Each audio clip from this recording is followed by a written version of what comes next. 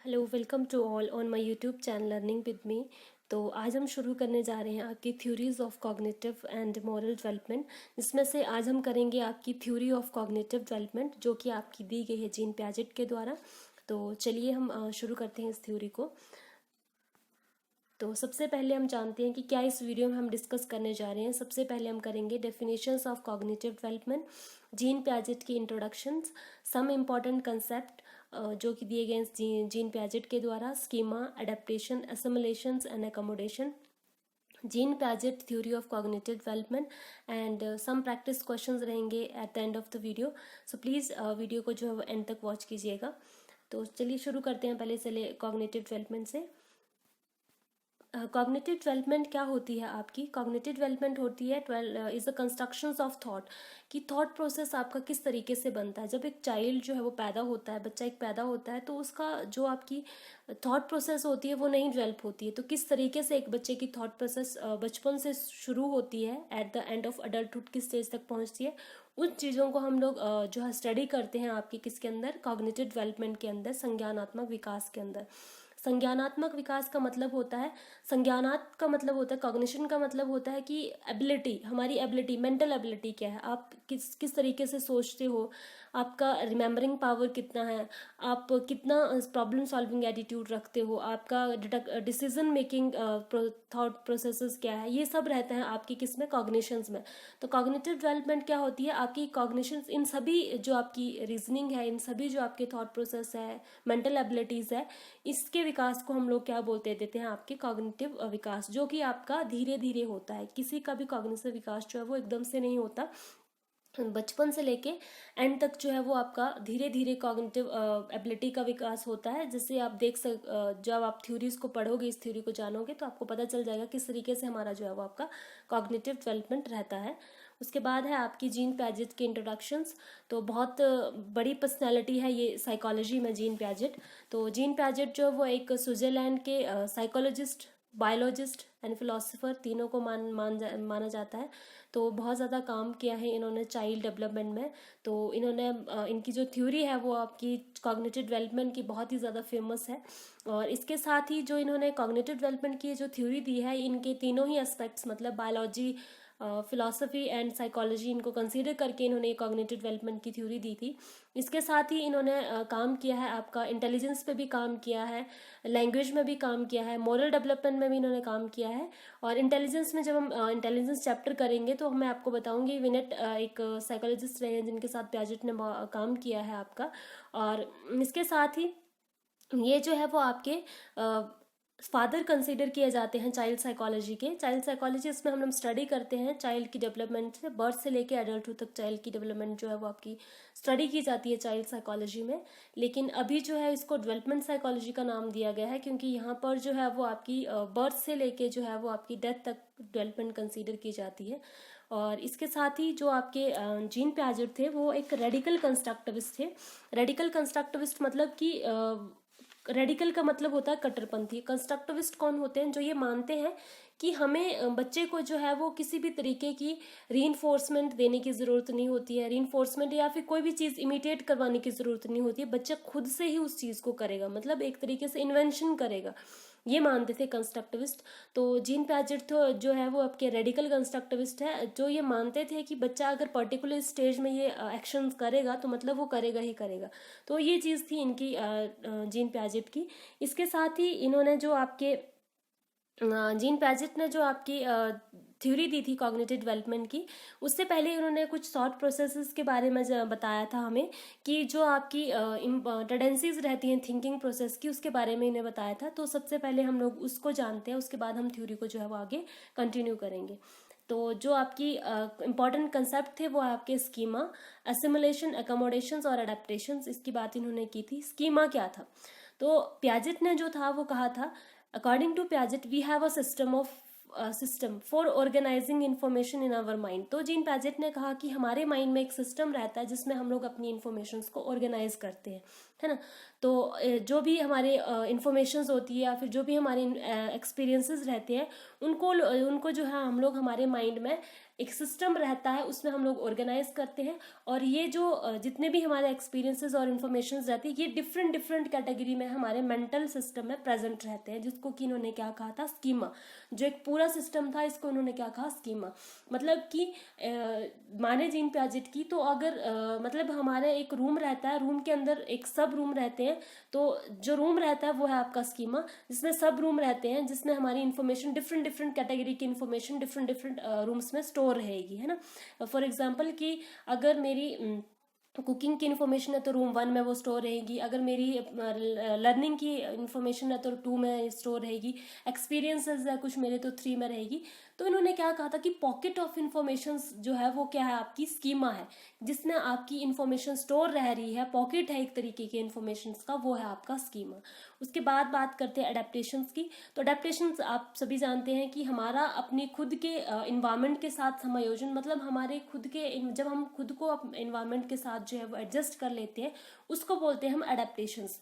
तो अडेप्टेशंस की प्रोसेस जो है वो इन्होंने 2 पार्ट्स में होती है। पहला आता है assimilation, second one is the accommodations.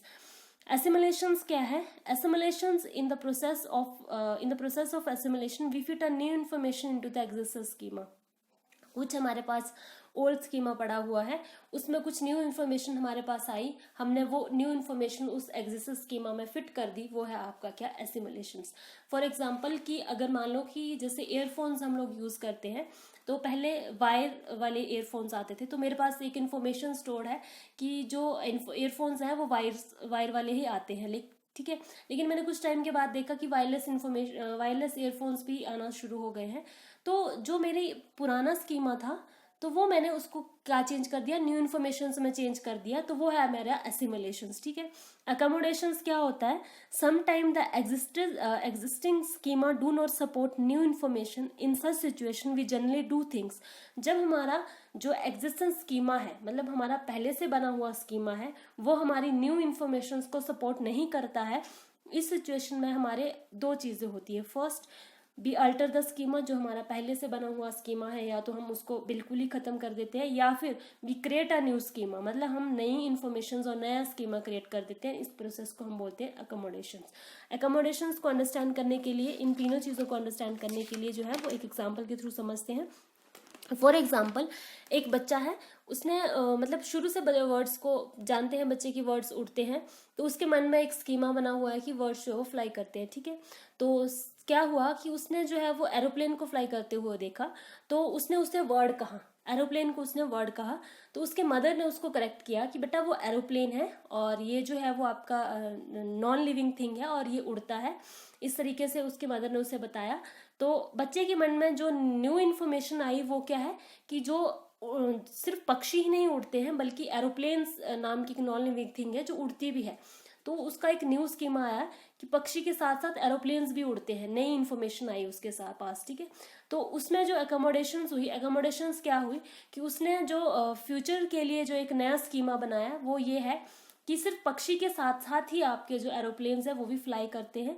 तो उसके फ्यूचर के लिए जब उसने एरोप्लेन को देखा, तो उसने उसे एरोप्लेन ही कहा, पक्षी नहीं कहा। तो ये एक तरीके से उसकी क्या है, अकोमोडेशन है, उसने अकोमोडेट किया उस चीज़ को, जो उसका एग्जिस्टिंग स्कीमा था उसको उसने न्यू स्कीमा में चेंज किया कि पक्षी का तो स्कीमा उसके पास ऑलरेडी है कि पक्षी फ्लाई करते हैं, लेकिन उसके पास न्यू स्कीमा जो बना वो बना कि एरोप्लेन्स भी फ्लाई करते हैं।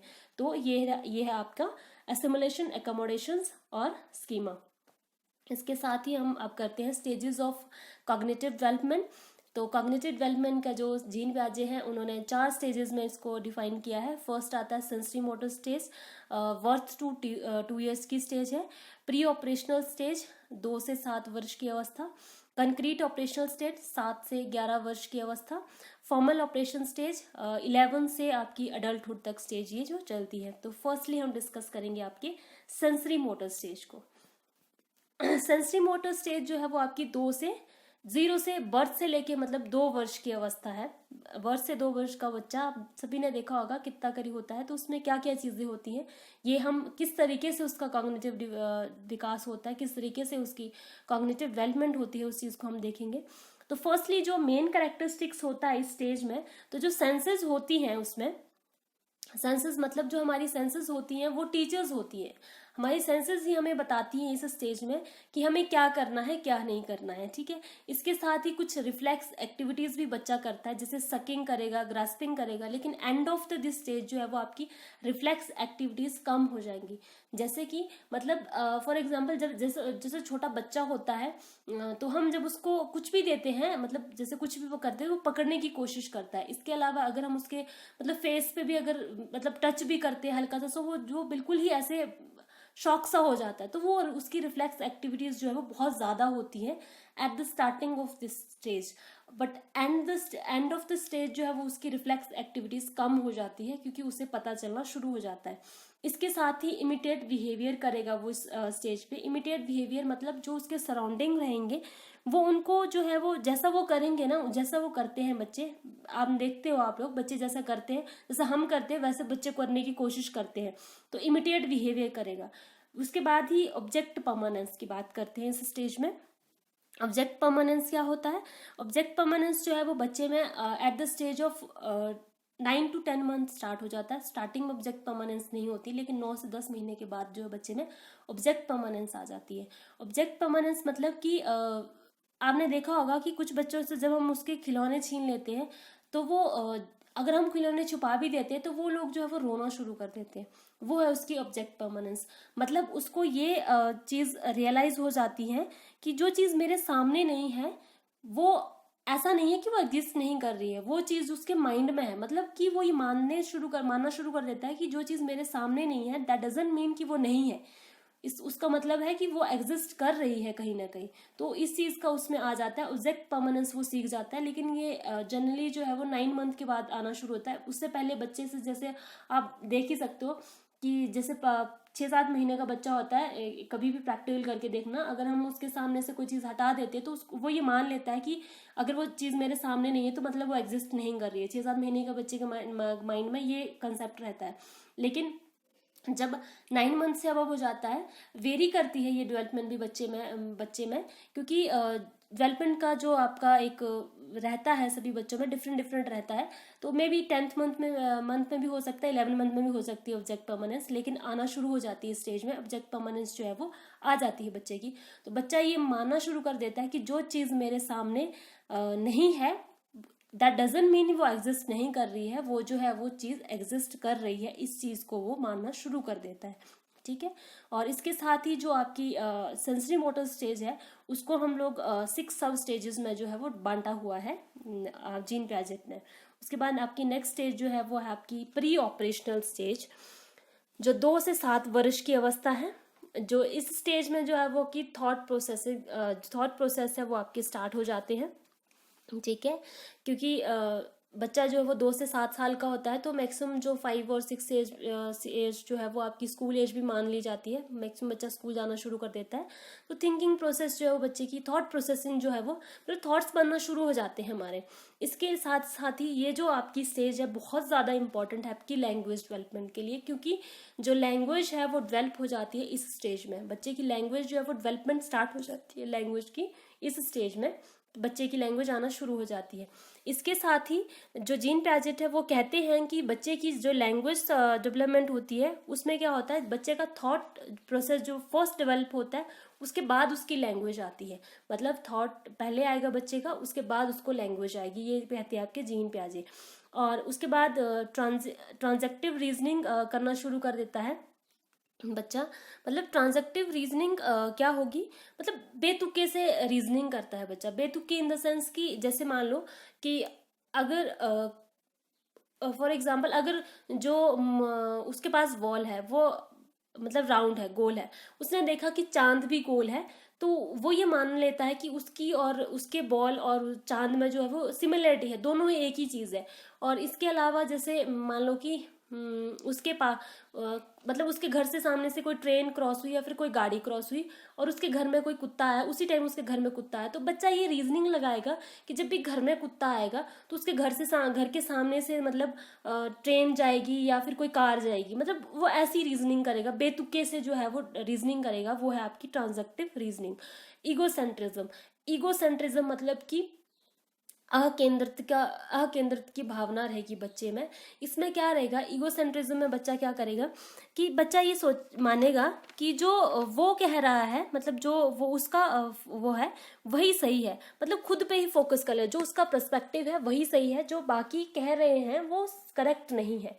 मतलब वो अपना ही पर्सपेक्टिव को मानने की कोशिश करता है, मतलब या फिर मनवाने की कोशिश करता है, वो है आपका ईगोसेंट्रिज्म। देखा होगा छोटे छोटे बच्चे जो हैं वो आपको बहुत टाइम देखते हो आप लोग, तो वो करते हैं कि नहीं मैं जो कह रहा हूँ वही सही है, वो अदर के पर्सपेक्टिव को जानने की कोशिश ही नहीं करता है या फिर समझता ही नहीं है उस चीज़ को। डिसेंट्रेशंस मतलब कि वो सिर्फ एक ही एस्पेक्ट्स में सोचेगा, एक ही एस्पेक्ट्स में सोचेगा। मतलब मान लो कि 2 × 5 जो है वो 10 होते हैं, ठीक है। मैंने बच्चे को बताया कि 2 × 5 जो है वो 10 होते हैं। अगर मैं बच्चे को 5 × 2 बोलूंगी तो वो उस चीज़ को 10 नहीं कहेगा, मतलब वो उस चीज़ को नहीं समझ पाता है कि 5 × 2, 2 × 5 जो वो 10 होते हैं, तो 5 × 2 भी 10 ही होंगे, वो उस चीज़ को नहीं समझ पाएगी। इसके साथ ही अनदर एग्जाम्पल, जैसे कि राम और श्याम जो है वो 2 भाई हैं। अगर मैं ये कहूँ कि राम का भाई जो है वो श्याम है, ठीक है, तो बच्चा इस चीज को एक एस्पेक्ट्स को समझ जाएगा कि राम का भाई कौन है, श्याम है। लेकिन अगर मैं ये भी वो इस चीज को नहीं अंडरस्टैंड कर पाता कि श्याम का भी एक भाई है जो कौन है, राम है। तो वो डिसेंट्रेशन जो रहेगी इस एज स्टेज में। एनिमिज्म एनिमिज्म का जो एक पर्सपेक्टिव रहेगा इस स्टेज में, वो भी रहेगा, करेक्टरिस्टिक्स भी रहेगा इस बच्चे का, कि बच्चा जो है वो मानेगा कि जो नॉन लिविंग थिंग्स होती हैं वो भी लिविंग थिंग्स होती है। फॉर एग्जांपल, अगर एक बच्चा जो है वो मेज से टकराएगा तो वो ये चीज़ मानेगा कि अगर मुझे चोट लगी है तो मेज को भी चोट लगी होगी। छोटे छोटे बच्चे आप देखते हो डॉल्स के साथ खेलते हैं या फिर किसी खिलौने के साथ देखते हैं, बहुत बार देखा होगा आपने। अगर वो गिरता है तो जैसे वो खुद को लगने पे फूंक मारता है, वो उन खिलौनों पे भी फूंक मारता है कि ताकि उनको लगी ना हो। तो वो उसके मन में जो है वो एक तरीके से एनिमिज्म का करेक्टरिस्टिक्स होता है कि उसमें वो ये समझता है कि ये चीज़ें भी आपकी क्या है, लिविंग थिंग्स है। सिंबॉलिज्म मतलब इस स्टेज में जो बच्चा है, अपने जो जेस्चर होते हैं, अपनी जो एक तरीके से अपनी जो थॉट प्रोसेसेस होते हैं, तो उसको तो जो है वो अपनी जो अपनी लैंग्वेज होती है उसको जो है वो अपने जेस्चर के थ्रू, सिम्बल्स के थ्रू, एक्शंस के थ्रू जो है वो अपना प्रेजेंट करना शुरू कर देता है। बट ये स्टार्टिंग में रहता है, स्टेज के एंड में ऐसा नहीं रहता है। और जो ईगोसेंट्रिज्म है, eight the end of the stage जो है वो बिल्कुल ही खत्म एक तरीके से हो जाता है ईगोसेंट्रिज्म। और लैक ऑफ रिवर्सिबिलिटीज तो है वो स्टेज में रहेगा। जैसे मैंने आपको बताया डिसेंट्रेशंस का एग्जाम्पल था, उसमें वो रिवर्सिबिलिटीज को नहीं कर पाता है। लैक ऑफ कंजर्वेशन मतलब कि कंजर्वेशन होता है, जैसे बच्चे का जो है वो एक तरीके से, अगर मैं ये बात कहूँ, मैं दो गिलास लेती हूँ, एक का वॉल्यूम ज़्यादा है, एक जो है हाइट में लंबा है, एक जो है वो चौड़ा गिलास है। अगर मैं दोनों गिलास में जो है वो सेम क्वांटिटी के हैं, दोनों में वाटर फिल करती हूँ, तो बच्चा जो है वो जो लंबी हाइट वाला होगा उस चीज़ को जो है वो उठाएगा। उसको ये लगता है कि जिसकी हाइट लंबा है उसमें जो है वो ज़्यादा क्या है, मतलब उसमें जो है वो ज़्यादा चीज़ है इन कंपैरिजन टू अदर। तो मतलब उसको जो है वो आपके कंजर्वेशन जो है रहती है, आपकी संरक्षण की जो आपकी करेक्टरिस्टिक्स है वो लैक करेगा इस स्टेज में। तो वो ये चीज़ मानेगा इस स्टेज में कि जो ज़्यादा हाइट वाला है उसमें ज़्यादा पानी, मतलब ज़्यादा दूध रहेगा, या फिर जो कम हाइट वाला है उसमें नहीं रहेगा। ये चीज़ उसमें वो जो है वो जानता है। उसके बाद है आपकी कंक्रीट ऑपरेशनल स्टेज। तो स्टार्ट लॉजिकल थिंकिंग करना शुरू कर देगा इस स्टेज में। और इसके साथ ही जो चीज़ कंक्रीट, मतलब जो चीज़ उसके सामने है उस चीज़ को लेके वो लॉजिकल थिंकिंग करेगा। ऐसा नहीं है कि जो चीज़ उसके सामने नहीं है, मतलब एब्स्ट्रैक्ट थिंकिंग वो शुरू नहीं करेगा। लॉजिकल थिंकिंग मतलब कि for example A B C, मतलब ए बड़ा है बी से, बी बड़ा है सी से, सी बड़ा है डी से। अगर मैं ऐसा कुछ उसको क्वेश्चन देती हूँ और इसके साथ ही क्वेश्चंस देने के साथ ही अगर मैं उसको ऐसे बोल देती हूँ कि ए बी सी इसमें से बड़ा कौन है, तो वो उस चीज़ को फाइंड आउट नहीं कर सकता। कंपैरिजन अगर मैं उसके सामने वो चीज़ें रखूंगी तो वो उस चीज़ को अंडरस्टैंड करके बता देगा कि ये सबसे बड़ा है। लेकिन अगर मैं उसको मतलब ऐसे लॉजिक लगाने की को बोलूँगी, एब्स्ट्रैक्ट थिंकिंग करने को बोलूँगी, वो नहीं कर पाएगा। तो मतलब वो लॉजिकल थिंकिंग करेगा लेकिन सिर्फ और सिर्फ कंक्रीट चीज़ों को लेके, जो कि उसके सामने है उसी को लेके वो लॉजिकल थिंकिंग करेगा। तो कंसेप्ट ऑफ रिवर्सिबिलिटीज़ भी इसमें डेवलप हो जाएगा कि जो आपकी प्रीवियस में नहीं डेवलप था। प्रीवियस में जैसे कि रिवर्सिबिलिटी का कंसेप्ट जो था वो उसमें नहीं डेवलप था कि 2 × 5 जो है वो 10 होते हैं, 5 × 2 भी 10 होते हैं। तो वो कंसेप्ट उसका जो है वो डेवलप हो जाएगा इस स्टेज में। क्लासिफिकेशंस का कंसेप्ट डेवलप हो जाएगा, मतलब वो चीज़ों को उसके शेप, साइज, एरिया, वॉल्यूम के बेसिस पे क्लासीफाई करना शुरू कर देगा बच्चा। इसके साथ ही कंजर्वेशन का कंसेप्ट उसका डेवलप हो जाएगा। वो ये समझ जाएगा कि शेप और साइज चेंज होने से जो है वो किसी भी चीज़ की क्वांटिटी चेंज नहीं होती है, वो उतनी ही रहती है। मतलब अगर मैं एक दूध के गिलास को कटोरी में बदल दूंगी तो वो ये समझ जाएगा कि जो कटोरी में दूध है वो उतना ही है जितना जब वो गिलास में था। तो कंजर्वेशन स्टार्ट हो जाएगी। इसके साथ ही सीरिएशंस का कंसेप्ट भी डेवलप हो जाएगा। सीरिएशन का मतलब कि जो बच्चा, मतलब छोटे से बड़े की तरफ अगर मैं उसको अरेंज करने को बोलूँगी तो अरेंज कर देगा। किसी चीज़ को छोटे से बड़े की तरफ, बड़े से छोटे की तरफ अरेंज करना बच्चा जो है वो शुरू कर देगा। इसके साथ ही इस स्टेज को जो है वो लेटर चाइल्डहुड या प्री गैंग एज भी बोल दिया जाता है। और उसके साथ जो आपकी नेक्स्ट है वो है आपकी formal operational stage. 11 to adulthood stage है, बहुत ही ज़्यादा इंपॉर्टेंट स्टेज है आपकी ये। कैपेबल ऑफ एब्स्ट्रैक्ट थिंकिंग करना शुरू कर देगा। जो उसके सामने नहीं भी है उसको भी वो लॉजिक लगाना शुरू कर देगा, एब्स्ट्रैक्ट थिंकिंग करना शुरू कर देगा। प्रॉब्लम सॉल्विंग एटीट्यूड जो है वो डेवलप हो जाएगा। किसी भी प्रॉब्लम को सॉल्व करने का एक तरीके से वे होता है, एक तरीके से समझ होती है, वो एक बच्चे में डेवलप हो जाएगी। डिडक्टिव रीजनिंग लगाना शुरू कर देगा। डिडक्टिव रीजनिंग मतलब कि बहुत सारे एस्पेक्ट्स में वो, मतलब एक क्वेश्चंस के बहुत सारे एस्पेक्ट्स में वो आंसर सोचना शुरू कर देगा, वो है आपकी डिडक्टिव रीजनिंग। और इसके साथ ही इमेजिनेशंस का कंसेप्ट भी बन जाएगा। जैसे कि formal operational concrete operational stage में जैसे था कि सिर्फ और सिर्फ चीज़ों को देख के वो रीजनिंग लगा रहा था, तो वैसा नहीं होगा इस स्टेज में। इस स्टेज में क्या होगा, अगर मैं उसको किसी चीज़ की इमेजिनेशन करने के लिए बोल देती हूँ तो वो चीज़, उस चीज़ को भी इमेजिन कर सकता है। तो ये है। और इसमें जो आपका ईगोसेंट्रिज्म था, वो जो आपका फॉर्मल प्री ऑपरेशनल स्टेज में आपका ईगोसेंट्रिज्म हमने देखा था, जिसमें बच्चा जो है वो अकेंद्रित की भावना को समझता है कि मैं जो हूँ वो, मतलब अपने ही पर्सपेक्ट को वो रखता था, वो था आपका ईगोसेंट्रिज्म। तो अडल्ट में जो आपका ईगोसेंट्रिज्म देखने को मिला कि उसमें भी बच्चे में जो है वो अकेंद्रितता की भावना जो है वो देखी गई। उसको जो है वो इन्होंने आपके जीन पैजेट ने अडल्ट ईगोसेंट्रिज्म कहा, कि वो जो भावना है वो आपकी अडल्ट ईगोसेंट्रिज्म की भावना है। तो ये था फॉर्मल ऑपरेशनल स्टेज। इसके साथ ही अगर कोई भी इशू या कोई भी प्रॉब्लम, कुछ कंसेप्ट अगर छूट गया होगा तो प्लीज़ कमेंट कीजिएगा मेरे कमेंट बॉक्स में। मैं कोशिश करूँगी आपको जो कंसेप्ट मैं यहाँ पे नहीं लिख पाई हूँ उसको सॉल्व करने की। तो आगे है आपके प्रैक्टिस क्वेश्चन है हमारे। सम प्रैक्टिस क्वेश्चंस है। According to the Piaget, a children develop between 2 to 7 year is in the dash stage of cognitive development. तो वो आपकी 2 to 7 ईयर की स्टेज प्री ऑपरेशनल स्टेज आती है। Children actively construct their understanding of the world, it is statement attribute to. Jean Piaget ने इनको little scientist कहा था। जीन पैजेट ने कहा था कि जो आपके चिल्ड्रन होते हैं वो एक्टिवली कंस्ट्रक्ट करते हैं अपने नॉलेज को। The process of taking in new information and adding it to what the child already know, it is called assimilation की प्रोसेस है, जिसमें हम लोग जो है वो आपके न्यू इन्फॉर्मेशंस को ऐड करते हैं आपके एग्जिस्टेंस स्कीमा में। Dash are the mental representation of concept, तो वो है आपका schema. During the pre operational stage children is a very egocentric होता है बच्चा, इंडिपेंडेंट जो है वो नहीं होता है, लाउड भी नहीं होता है। ईगोसेंट्रिज्म जो है वो बच्चे में देखा गया है आपके प्री ऑपरेशन स्टेज में। In infant who is has develop object permanence, तो कुछ वो दिए ऑप्शंस दिए गए हैं। It is attain to specific object such as a blanket, ऐसा नहीं है। We see all object has been the same, ऐसा नहीं है। Know that an object such as a rattle exist even if it is not in the view, तो वही है कि जो चीज़ नहीं है वो चीज़ एग्जिस्ट कर रही है। तो in which of the following stages will children learn the concept of conservation, तो कंजर्वेशन का कंसेप्ट जो है बच्चे pre operation concrete operation stage में लर्न करते हैं, जिसमें वो लोग ये जानते हैं कि किस तरीके से जो है वो आपके शेप, साइज या वॉल्यूम चेंज होने से जो क्वांटिटी होती है वो चेंज नहीं होती है, वो वैसी सेम की सेम ही रहती है।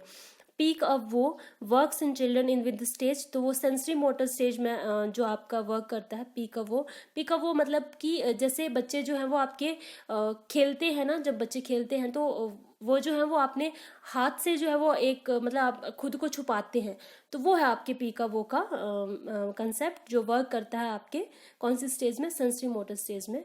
तो thank you for watching my video and I hope so कि आप लोगों के जो डाउट्स होंगे वो आपके क्लियर हो गए होंगे। एंड प्लीज़ शेयर कीजिए एंड सब्सक्राइब कीजिए मेरे चैनल को।